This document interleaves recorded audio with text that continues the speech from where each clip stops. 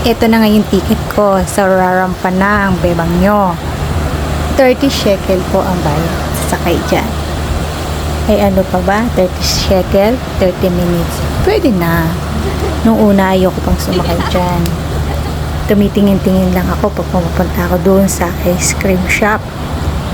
Pero sabi ko parang ang ganda ng weather, hindi naman ganun kalikot yung bangka. Hindi masyadong maalam. Kaya sabi ko sasakay na ako. May experience ko namang sumakay dito. Kasi dati sumakay na kami sa Islay, ang tagal na. So ngayon lang nauli.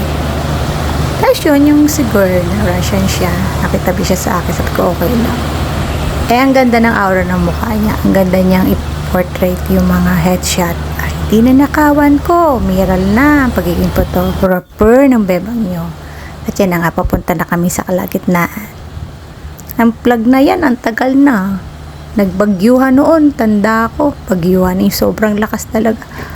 Andyan ako nung time, talagang numawagayway yan. Ang ganda ng dagat, no? Nakaka-relax, promise.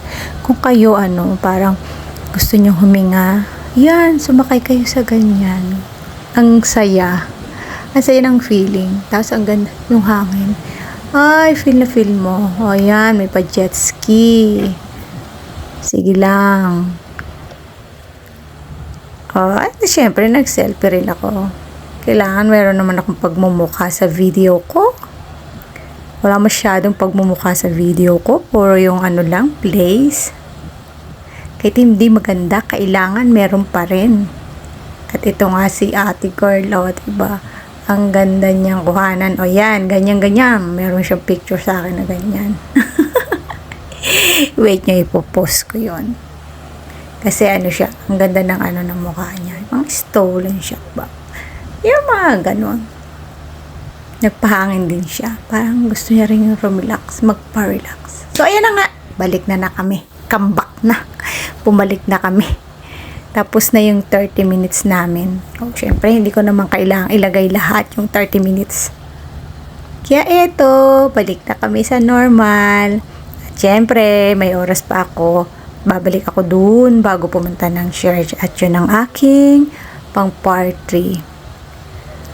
So, yun lang mga kabebang. So, maraming salamat. Huwag kayo magsasawa.